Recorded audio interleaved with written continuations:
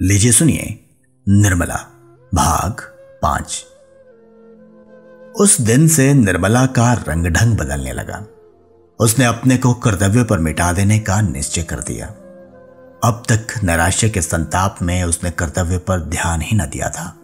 उसके हृदय में विप्लव की ज्वाला सी दहकती रहती थी, जिसकी असह्य वेदना ने उसे संज्ञाहीन सा कर रखा था। अब उस वेदना का वेग शांत होने लगा। उसे ज्ञात हुआ कि मेरे लिए जीवन का कोई आनंद नहीं। उसका स्वप्न देखकर क्यों इस जीवन को नष्ट करूं? संसार में सबके सब प्राणी सुख सेज ही पर तो नहीं सोते। मैं भी उन्हीं अभागों में से हूं। मुझे भी विधाता ने दुख की गठरी ढोने के लिए चुना है। वह बोझ सिर से उतर नहीं सकता। उसे फेंकना भी चाहूं तो नहीं फेंक सकती। उस कठिन भार से चाहे आंखों में अंधेरा छा जाए, चाहे गर्दन टूटने लगे, चाहे पैर उठाना दुस्तर हो जाए, लेकिन वह गठरी ढोनी ही पड़ेगी। उम्र भर का कैदी कहां तक रोएगा? रोए भी तो कौन देखता है?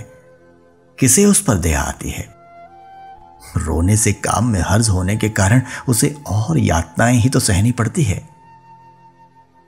दूसरे दिन वकील साहब कचहरी से आए तो देखा निर्मला की साहस्य मूर्ति अपने कमरे के द्वार पर खड़ी है। वह अनिंद छवि देखकर उनकी आंखें तृप्त हो गई। आज बहुत दिनों के बाद उन्हें यह कमल खिला हुआ दिखलाई दिया।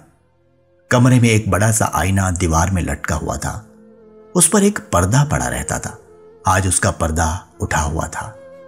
वकील साहब ने कमरे में कदम रखा तो शीशे पर निगाह पड़ी। अपनी सूरत साफ साफ दिखाई दी। उनके हृदय में चोट सी लग गई। दिन भर के परिश्रम से मुख की कांति मलिन हो गई थी। भांति भांति के पौष्टिक पदार्थ खाने पर भी गालों की झुर्रियां साफ दिखाई दे रही थी। तोंद कसी होने पर भी किसी मुंहजोर घोड़े की भांति बाहर निकली हुई थी। आईने के ही सामने किंतु दूसरी ओर ताकती हुई निर्मला भी खड़ी थी। दोनों सूरतों में कितना अंतर था। एक रत्न जड़ित विशाल भवन, दूसरा टूटा फूटा खंडहर। वह उस आईने की ओर ना देख सके। अपनी यह हीनावस्था उनके लिए असह्य थी। वह आईने के सामने से हट गए। उन्हें अपनी ही सूरत से घृणा होने लगी। फिर इस रूपवती कामिनी का उनसे घृणा करना कोई आश्चर्य की बात न थी। निर्मला की ओर ताकने का भी उन्हें साहस न हुआ।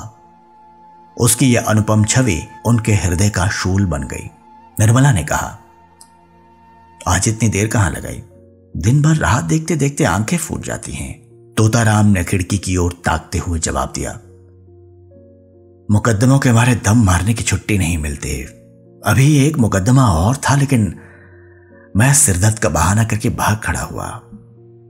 निर्मला, तो क्यों इतने मुकद्दमे लेते हो?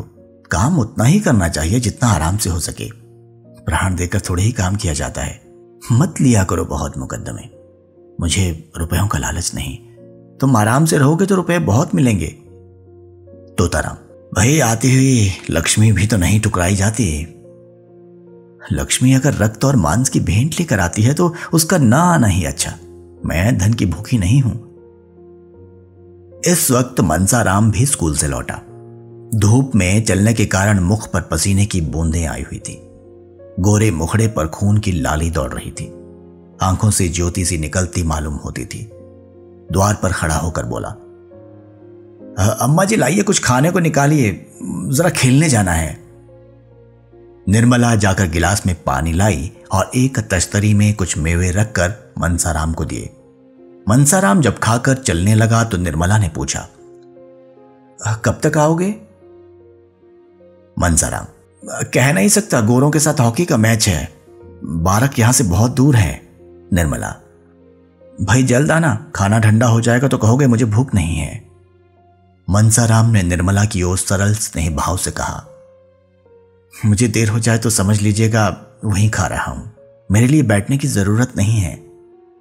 वह चला गया तो निर्मला बोली, पहले तो घर में आते ही ना थे। मुझसे बोलते शर्माते थे। किसी चीज की जरूरत होती तो बाहर से मंगवा भेजते। जब से मैंने बुलाकर कहा तब से आने लगे हैं। तोताराम ने कुछ चिढ़कर कहा, ये तुम्हारे पास खाने पीने की चीजें मांगने क्यों आता है? दीदी से क्यों नहीं कहता? निर्मला ने यह बात प्रशंसा पाने के लोभ से कही थी।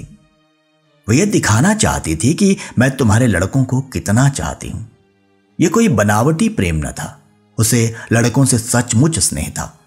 उसके चरित्र में अभी तक बाल भाव ही प्रधान था।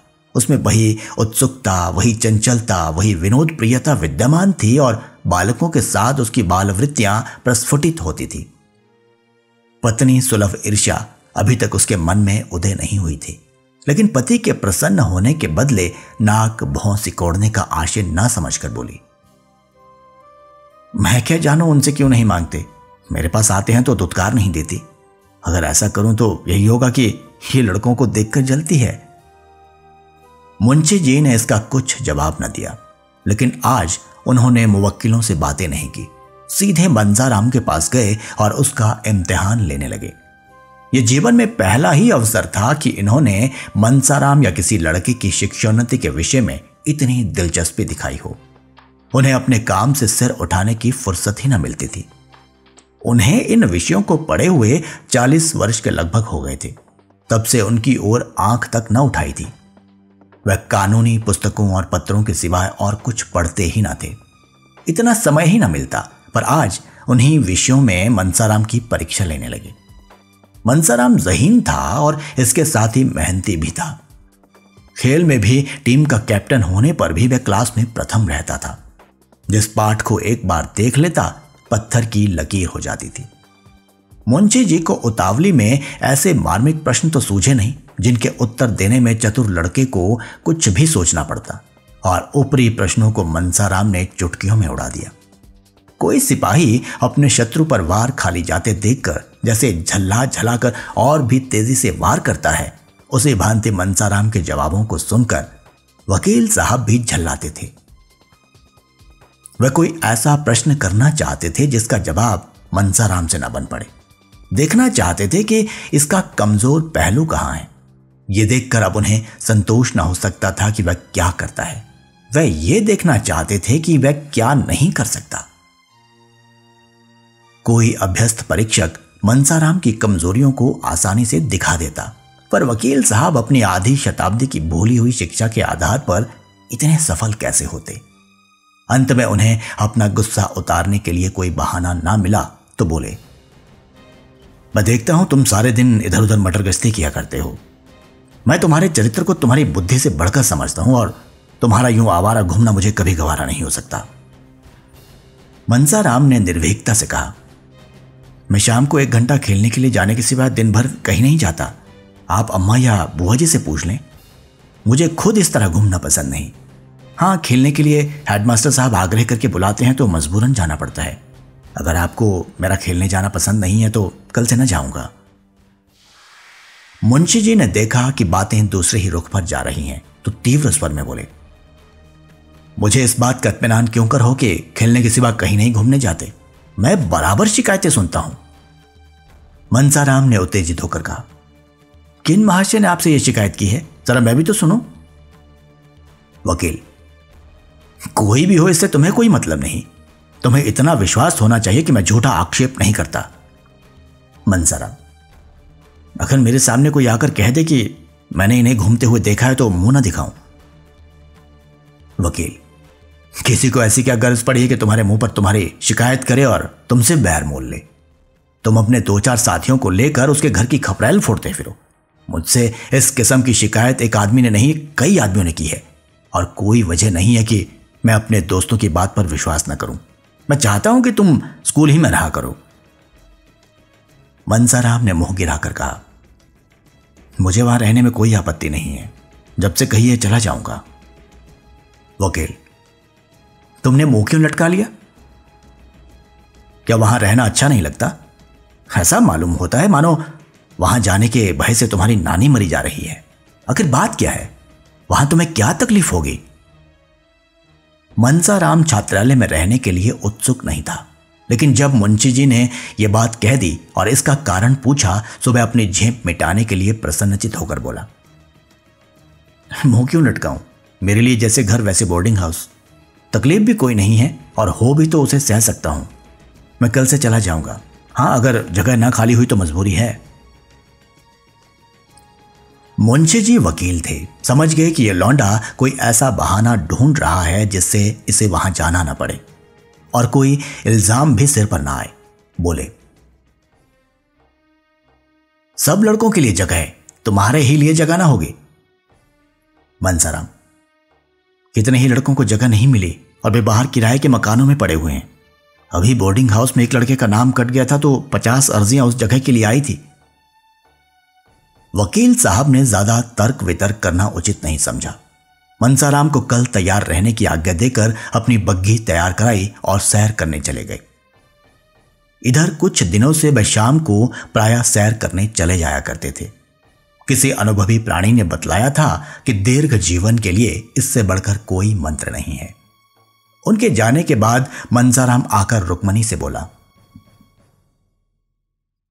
बुआ जी, बाबूजी ने मुझे कल से स्कूल में रहने को कहा है। रुक्मणी ने विस्मित होकर पूछा, क्यों? मनसाराम, मैं क्या जानूं, कहने लगे कि तुम यहां आवारों की तरह इधर उधर फिरा करते हो। रुक्मिणी, तूने कहा नहीं कि मैं कहीं नहीं जाता? कहा क्यों नहीं, मगर मैं माने भी। तुम्हारी नई अम्मा जी की कृपा होगी और क्या। नहीं बुआ जी, मुझे उन पर संदेह नहीं है। वे बेचारी भूल से भी कभी कुछ नहीं कहती। कोई चीज मांगने जाता हूं तो तुरंत उठाकर दे देती हैं। तू ये त्रिया चरित्र क्या जाने, ये उन्हीं की लगाई हुई आग है। देख, मैं जाकर पूछती हूं। रुक्मणी झल्लाई हुई निर्मला के पास जा पहुंची। उसे आड़े हाथों लेने का, कांटों में घसीटने का, तानों से छेदने का, रुलाने का सुअवसर वह हाथ से न जाने देती थी। निर्मला उनका आदर करती थी, उनसे दबती थी, उनकी बातों का जवाब तक न देती थी। वह चाहती थी कि ये सिखावन की बातें कहें, जहां मैं भूलूं वहां सुधारें, सब कामों की देखरेख करती रहे, पर रुक्मिणी उससे तनी ही रहती थी। निर्मला चारपाई से उठकर बोली, आइए दीदी बैठिए। रुक्मिणी ने खड़े खड़े कहा, मैं पूछती हूं क्या तुम सबको घर से निकालकर अकेले ही रहना चाहती हो? निर्मला ने कातर भाव से कहा, क्या हुआ दीदी जी, मैंने तो किसी से कुछ नहीं कहा। रुक्मिणी, मनसाराम को घर से निकाले देती हो, इस पर कहती हो मैंने तो किसी से कुछ नहीं कहा। क्या तुमसे इतना भी नहीं देखा जाता? निर्मला, दीदी जी, तुम्हारे चरणों को छूकर कहती हूं, मुझे कुछ नहीं मालूम। मेरी आंखें फूट जाए अगर उसके विषय में मुंह तक खुला हो। रुक्मिणी, क्यों व्यर्थ कस्में खाती हो? अब तक तोताराम कभी लड़के से नहीं बोलते थे। एक हफ्ते के लिए मनसाराम ननिहाल चला गया था तो इतने घबराए कि खुद जाकर ले लाए। अब इसी मनसाराम को घर से निकालकर स्कूल में रखे देते हैं। अगर लड़के का बाल भी बांका हुआ तो तुम जानोगी। वह कभी बाहर नहीं रहा, उसे न खाने की सूध रहती है न पहनने की। जहां बैठता है वहीं सो जाता है। कहने को तो जवान हो गया है पर स्वभाव बालकों सा है। स्कूल में उसकी मरण हो जाएगी। वहां किसे फिक्र है कि इसने खाया या नहीं, कहां कपड़े उतारे, कहां सो रहा। जब घर में कोई पूछने वाला नहीं तो बाहर कौन पूछेगा? मैंने तुम्हें चेता दिया, आगे तुम जानो, तुम्हारा काम जाने। ये कहकर रुक्मणी वहां से चली गई। वकील साहब सैर करके लौटे तो निर्मला ने तुरंत यह विषय छेड़ दिया। मनसाराम से वह आजकल थोड़ी अंग्रेजी पढ़ती थी। उसके चले जाने पर फिर उसके पढ़ने का हरज ना होगा, दूसरा कौन पढ़ाएगा? वकील साहब को अब तक यह बात न मालूम थी। निर्मला ने सोचा था जब कुछ अभ्यास हो जाएगा तो वकील साहब को एक दिन अंग्रेजी में बातें करके चकित कर दूंगी। कुछ थोड़ा सा ज्ञान तो उसे अपने भाइयों से ही हो गया था। अब वह नियमित रूप से पढ़ रही थी। वकील साहब की छाती पर सांप सा लौट गया। त्योरियां बदलकर बोले, वह कब से पढ़ा रहा है तुम्हें? मुझसे तुमने कभी नहीं कहा। निर्मला ने उनका यह रूप केवल एक बार देखा था, जब उन्होंने सियाराम को मारते मारते बेदम कर दिया था। वही रूप और भी विकराल बनकर आज उसे फिर दिखाई दिया। सहमति हुई, बोली, उनके पढ़ने में तो इससे कोई हर्ज नहीं होता। मैं उसी वक्त उनसे पढ़ती हूं जब उन्हें फुर्सत रहती है। पूछ लेती हूं कि तुम्हारा हर्ज होता हो तो जाओ। बहुधा जब वे खेलने जाने लगते थे तो 10 मिनट के लिए रोक लेती हूं। मैं खुद चाहती हूं कि उनका नुकसान ना हो। बात कुछ ना थी, मगर वकील साहब हताश सा होकर चारपाई पर गिर पड़े और माथे पर हाथ रखकर चिंता में मगन हो गए। उन्होंने जितना समझा था बात उससे कहीं अधिक बढ़ गई थी। उन्हें अपने ऊपर क्रोध आया था। मैंने पहले ही क्यों ना इस लौंडे को बाहर रखने का प्रबंध किया। आजकल जो ये महारानी इतनी खुश दिखाई देती है, इसका रहस्य अब समझ में आया। पहले कभी कमरा इतना सजा सजाया न रहता था, बनाव चुनाव भी न करती थी, और अब देखता हूं काया पलट सी हो गई है। जी में तो आया कि इसी वक्त चलकर मनसाराम को निकाल दे, लेकिन प्रौढ़ बुद्धि ने समझाया कि इस अवसर पर क्रोध की जरूरत नहीं, कहीं इसने भांप लिया तो गजब ही हो जाएगा। हाँ, जरा इसके मनोभावों को टटोलना चाहिए। बोले, ये तो मैं जानता हूं कि तुम्हें 2-4 मिनट पढ़ाने से उसका हर्ज नहीं होता, लेकिन आवारा लड़का है, अपना काम ना करने का उसे एक बहाना और मिल जाता है। कल अगर फेल हो गया तो साफ कह देगा, मैं तो दिन भर पढ़ाता रहता था। मैं तुम्हारे लिए कोई मिस नौकर रख दूंगा, कुछ ज्यादा खर्च ना होगा। तुमने मुझसे पहले कहा ही नहीं। वह तुम्हें भला क्या पढ़ाता होगा, 2-4 शब्द बताकर भाग जाता होगा। इस तरह तो तुम्हें कुछ भी नहीं आएगा।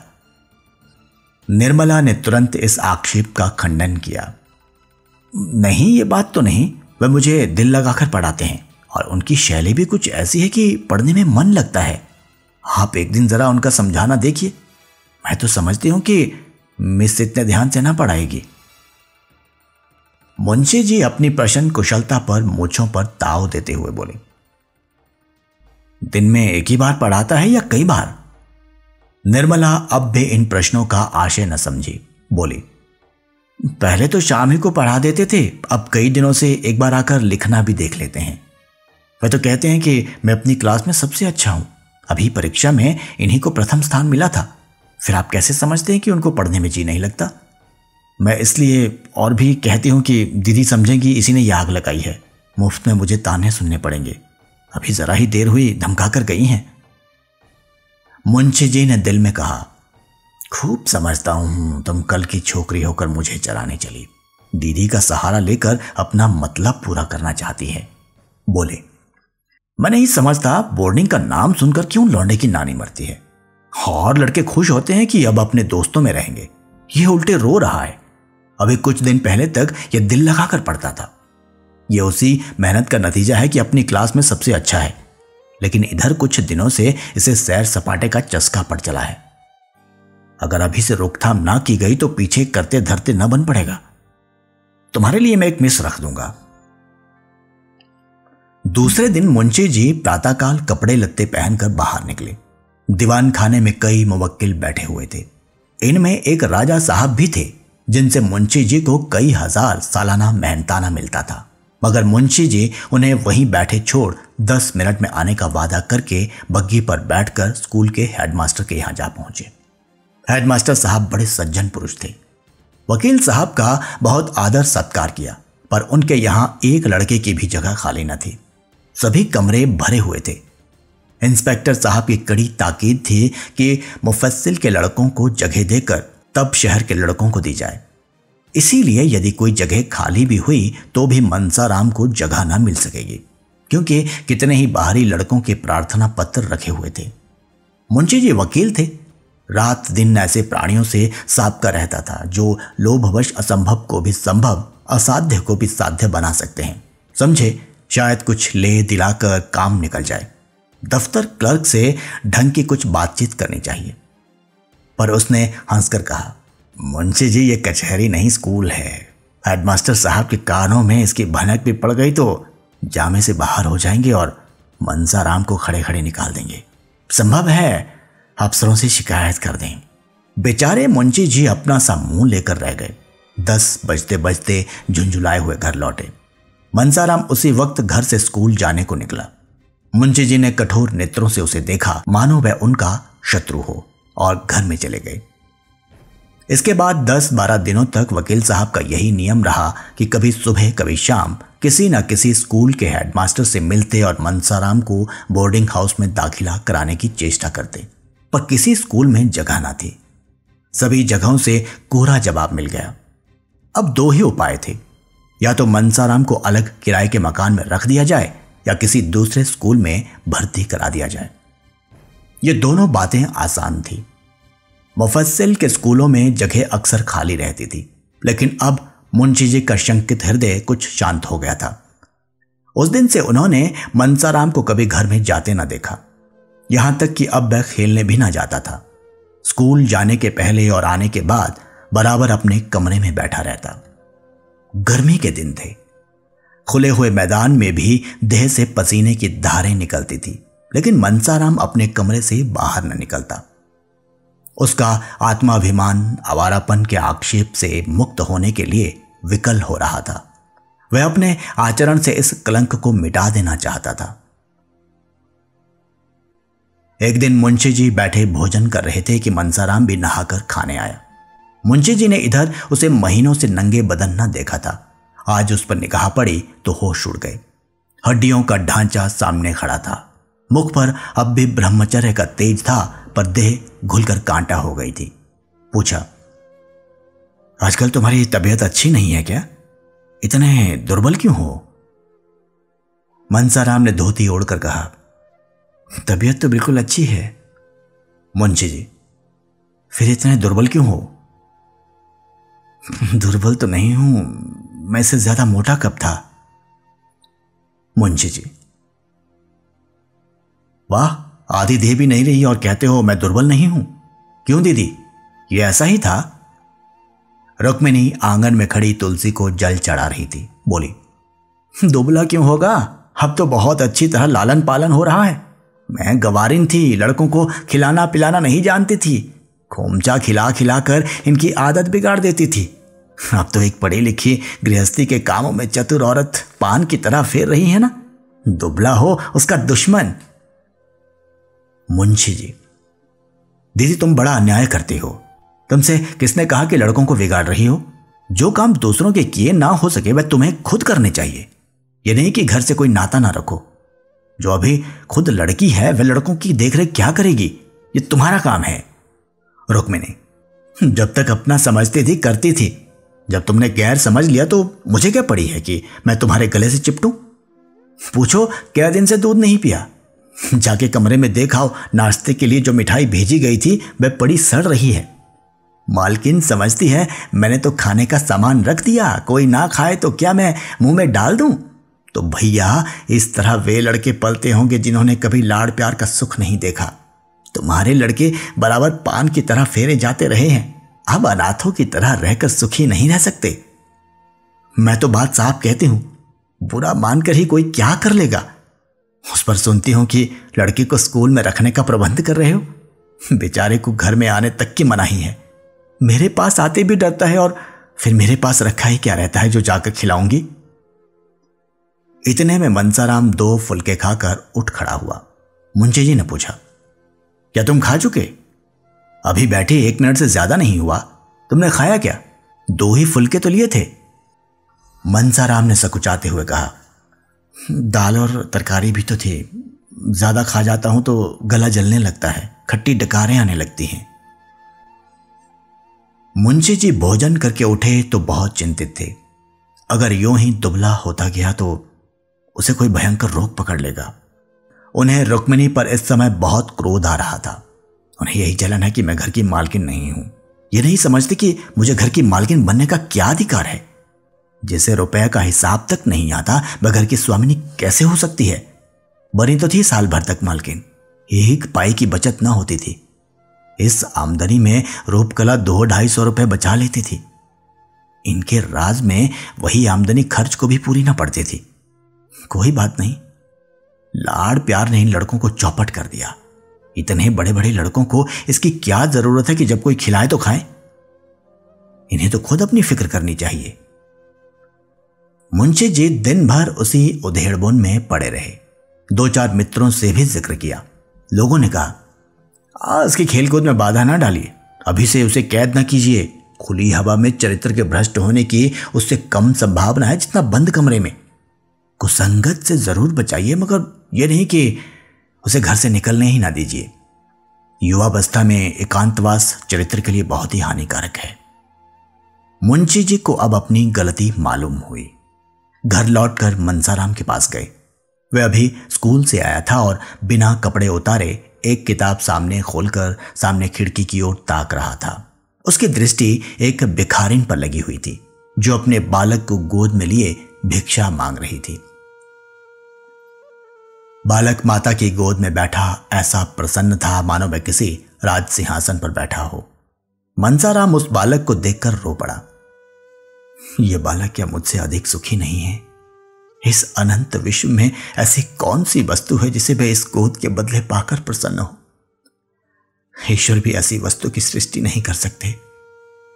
ईश्वर ऐसे बालकों को जन्म ही क्यों देते हो जिनके भाग्य में मातृवियोग का दुख भोगना बदा है? आज मुझसा अभागा संसार में और कौन है? किसे मेरे खाने पीने की, मरने जीने की सुध है? अगर मैं आज मर भी जाऊं तो किसके दिल को चोट लगेगी? पिता को अब मुझे रुलाने में मजा आता है। वे मेरी सूरत भी नहीं देखना चाहते। मुझे घर से निकाल देने की तैयारियां हो रही है। माता, तुम्हारा लाडला बेटा आज आवारा कहां जा रहा है? वही पिताजी जिनके हाथ पे तुमने हम तीनों भाइयों के हाथ पकड़ाए थे, आज मुझे आवारा और बदमाश कह रहे हैं। मैं इस योग्य भी नहीं कि इस घर में रह सकूं। ये सोचते सोचते मनसाराम अपार वेदना से फूट फूट कर रोने लगा। उसी समय तोताराम कमरे में आकर खड़े हो गए। मनसाराम ने चटपट आंसू पोंछ डाले और सिर झुकाकर खड़ा हो गया। मुंशी जी ने शायद पहली बार उसके कमरे में कदम रखा था। मनसाराम का दिल धड़ धड़ करने लगा कि देखें आज क्या आफत आती है। मुंशी जी ने उसे रोते देखा तो एक क्षण के लिए उनका वात्सल्य घोर निद्रा से चौंक पड़ा। घबरा कर बोले, क्यों रोते क्यों हो बेटा? किसी ने कुछ कहा है? मनसाराम ने बड़ी मुश्किल से उमड़ते हुए आंसुओं को रोककर कहा, जी नहीं, रोता नहीं हूं। मुंशी जी, तुम्हारी अम्मा ने तो कुछ नहीं कहा? जी नहीं, वह तो मुझसे बोलती ही नहीं। क्या करूं बेटा, शादी तो इसलिए की थी कि बच्चों को मां मिल जाएगी, लेकिन वे आशा पूरी नहीं हुई। तो क्या बिल्कुल नहीं बोलती? जी नहीं, इधर महीनों से नहीं बोली।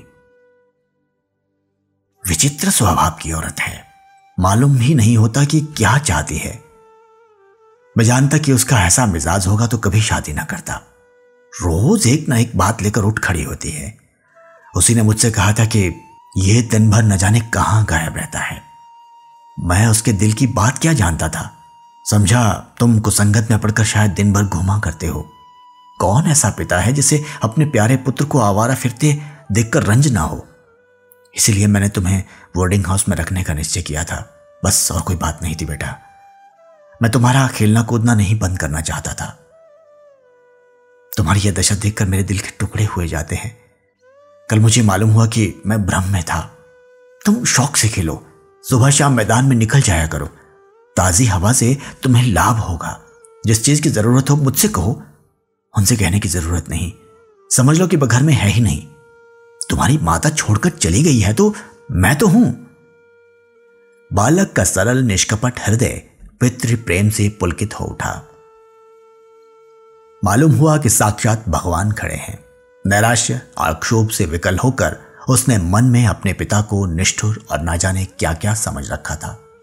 वे माता से उसे कोई गिला न था। अब उसे ज्ञात हुआ कि मैंने अपने देवतुल्य पिता के साथ कितना अन्याय किया है। पितृभक्ति की एक तरंग से हृदय में उठी और वह पिता के चरणों पर सिर रखकर रोने लगा। मुंशी जी करुणा से विह्वल हो उठे। जिस पुत्र को क्षण भर आंखों से दूर देखकर उनका हृदय व्यग्र हो उठता था, जिसके शील, बुद्धि और चरित्र का अपने पराये सभी बखान करते थे, उसी के प्रति उनका हृदय इतना कठोर क्यों हो गया? वे अपने ही प्रिय पुत्र को शत्रु समझने लगे। उसको निर्वासन देने को तैयार हो गए। निर्मला पुत्र और पिता के बीच में दीवार बनकर खड़ी थी। निर्मला को अपनी ओर खींचने के लिए पीछे हटना पड़ता था और पिता तथा पुत्र में अंतर बढ़ता जाता था। फलतः आज ये दशा हो गई कि अपने अभिन्न पुत्र से उन्हें इतना छल करना पड़ रहा था। आज बहुत सोचने के बाद उन्हें एक ऐसी युक्ति सूझी है जिससे आशा हो रही है कि वह निर्मला को बीच से निकालकर अपने दूसरे बाजू को अपनी तरफ खींच लेंगे। उन्होंने उस युक्ति का आरंभ भी कर दिया है, लेकिन इसमें अभीष्ट सिद्ध होगा या नहीं, इसे कौन जानता है। जिस दिन से तोताराम ने निर्मला की बहुत मिन्नत समाजत करने पर भी मनसाराम को बोर्डिंग हाउस में भेजने का निश्चय किया था, उसी दिन से उसने मनसाराम से पढ़ना छोड़ दिया। यहां तक कि बोलती भी ना थी। उसे स्वामी की इस अविश्वासपूर्ण तत्परता का कुछ कुछ आभास हो गया था। उफ़ो, इतना शक्की मिजाज, ईश्वर ही इस घर की लाज रखे।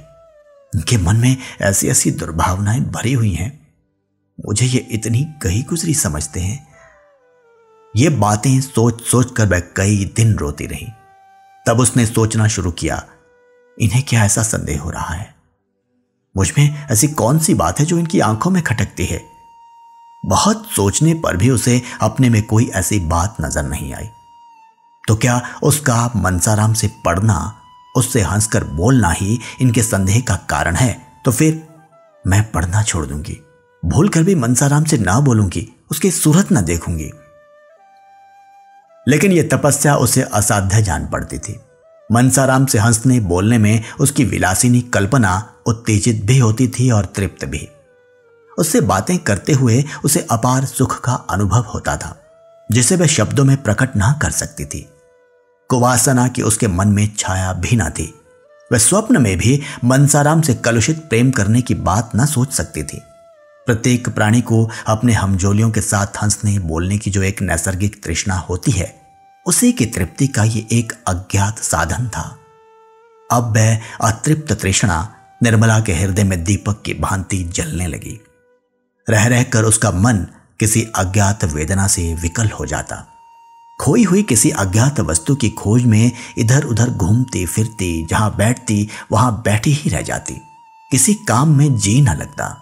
हां, जब मुंशी जी आ जाते, वह अपनी सारी तृष्णाओं को निराशे में डुबाकर उनसे मुस्कुराकर इधर उधर की बातें करने लगती। कल जब मुंशी जी भोजन करके कचहरी चले गए तो रुक्मिणी ने निर्मला को खूब तानों से छेदा।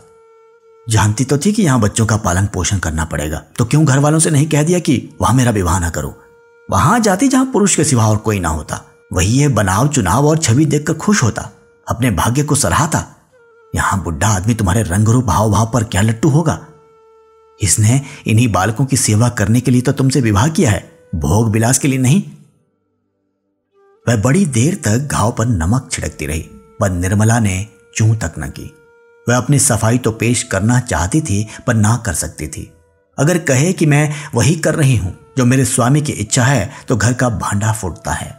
अगर वह अपनी भूल स्वीकार करके उसका सुधार करती है, तो भय है कि उसका न जाने क्या परिणाम हो। वह यूं बड़ी स्पष्टवादिनी थी। सत्य कहने में उसे संकोच या भय ना होता था, लेकिन इस नाजुक मौके पर उसे चुप्पी साधनी पड़ी। इसके सिवा दूसरा उपाय न था। वह देखती थी कि मनसाराम बहुत विरक्त और उदास रहता है। यह भी देखती थी कि वह दिन दिन दुर्बल होता जाता है, लेकिन उसकी वाणी और कर्म दोनों ही पर मोहर लगी हुई थी। चोर के घर चोरी हो जाने से उसकी जो दशा होती है, वही दशा इस समय निर्मला की हो रही थी।